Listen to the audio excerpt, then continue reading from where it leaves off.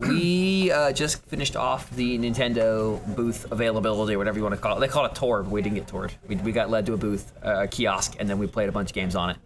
The tour came to us. Yeah, we went on tour.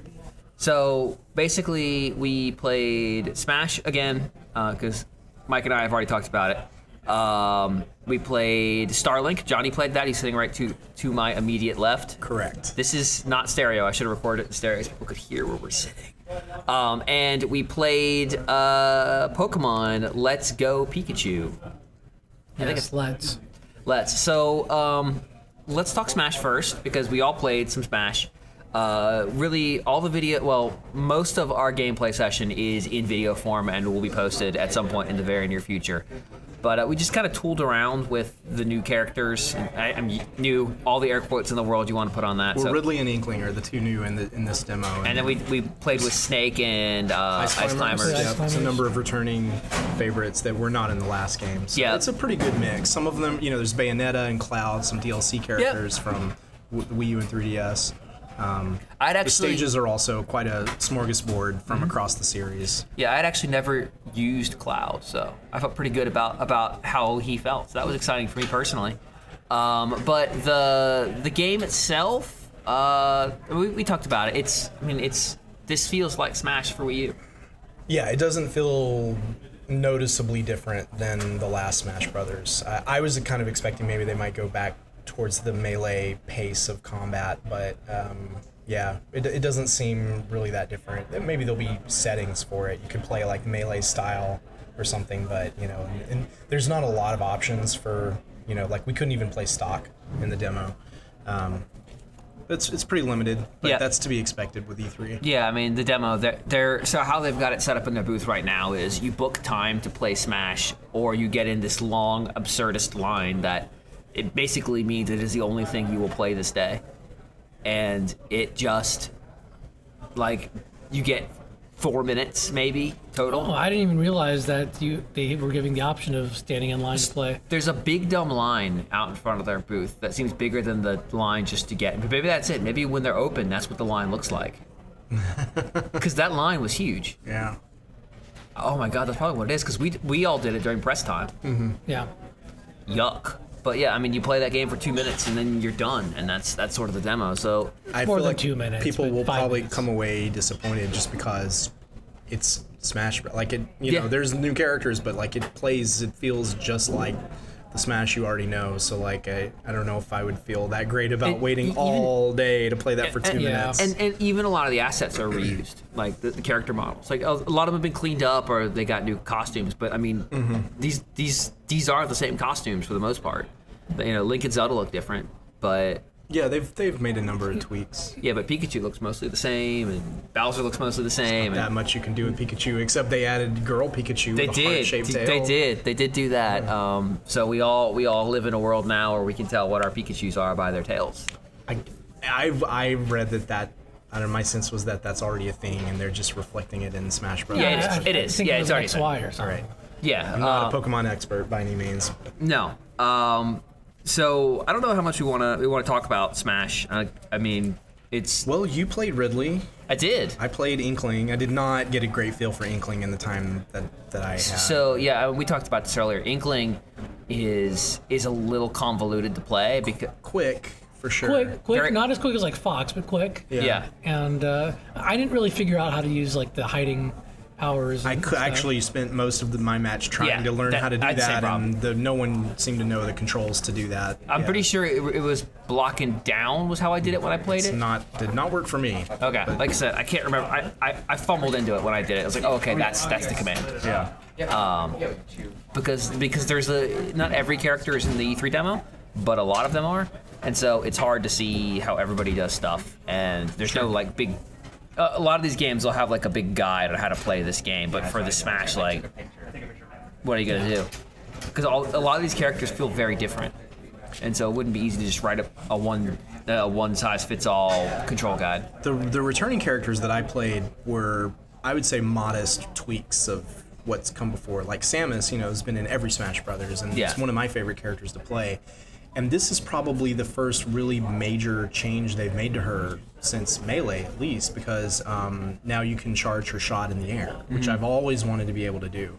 You could always shoot it, the charge shot, but you couldn't actually start charging it in air. And I tend to play a lot of aerial with Samus, so I think that's going to make that character flow a lot differently. And you know, it seems like there's some downsides they added as well, but yeah, you'd have to balance it. But like, I mean, I did a little bit with I'm trying to remember who I played with now.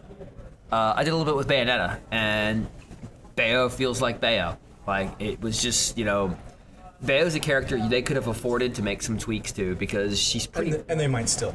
Yeah, and maybe they did, and I'm just not perceptive enough to pick them up. But she still felt like 1/2 click too fast for everyone's good, including the player who's playing.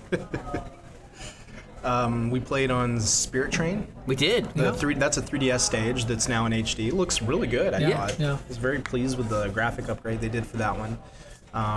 We did Saffron City, which I think hasn't been seen since in 64. Yeah. Yeah, so that was the original cool Earthbound level. back. Yeah, that was fun. I got No, Saffron City's Pokemon. It's Pokemon. Oh right. Yeah, because Porygon comes out of the Right. I was gonna say Pokemon come doesn't out. even make sense because I got totally smashed by Porygon. Out of the closet, like peekaboo. Hi, you're dead. Yeah, I think that one. It had been so long since we had played that stage, even though Porygon's in the thumbnail, that like I think 3 of us went down that first time it popped out. Yeah, I was not expecting that to happen. It was pretty funny. It's like, oh yeah, that's how this game used to do stage hazards. But yeah, I mean, it be Smash. Yeah. Oh, and we did the Inkling level, the Murray Towers. Yeah. I like that stage. It's not very it's not very wide. Nope. But it's very vertical, and it's all connected because the platforms, you know, zigzag back and forth 2 or 3 times, and so there's a lot. If you have a character like Snake with remote mines, you know, or if you have a character who can drop things around, there's a lot of surface area to do it, and in the heat of action, you're sort of jumping up and falling down the platforms pretty quickly. To get away or to go chase someone, and so it'd be very easy to run into that stuff and not see it coming. So I enjoyed that one quite a bit. That is also one of my favorite levels in Splatoon 2. So yeah, the mortar with Snake would be particularly effective because it would go through the walls. Did you find Mike? I know you played Snake, right? No, I didn't. I did. Oh, okay, you did. Did you find that he felt any different? It's been so long since I played with Snake, it's hard to say. His Final Smash looked a little different. We didn't get it off. I saw one. He shot. There was a cursor, and he kind of that's the air ride thing. That was the air ride sled. That's just an item. Okay, it looked different to me because a lot of guided missiles came after people. Oh, well. So I think that was Snake's Final Smash. I was the only person who played a Snake, though, so I didn't get it. Huh, okay. Yeah. But great video here. Yeah, yeah. As there was a lot going on in a short amount of time. It's and, Smash Brothers, so it's total chaos. And also on the train is it's chaos. Of the stages in the demo, that's probably the most chaotic. Because the train is shifting in and out. And it's not very big either. No. The 3DS levels tend to be on the smaller side. Which is good, because that forces all of the stupidity into like a really tight space. And in fact, that one will get to the point where the only thing is the engine. Yeah, and it's basically like 3 characters wide worth of space, and everything else is just death. Yeah. And it's just everything is exploding in that one little area. We didn't try it, but they also had Newport City on there, so they've got everything from the smallest stages to the largest stages. Yeah, I think it's great. Yeah, I'm excited. It's gonna be great. It feels good. I mean, it feels exactly like the Wii U game, but obviously there's a lot more in it. Yeah, and it's an all new engine and all that stuff. They did a great job moving it over. Looks good, but yeah, no huge surprises in terms of how it plays, how it feels. No. Nothing like that. The menu was pretty much the same.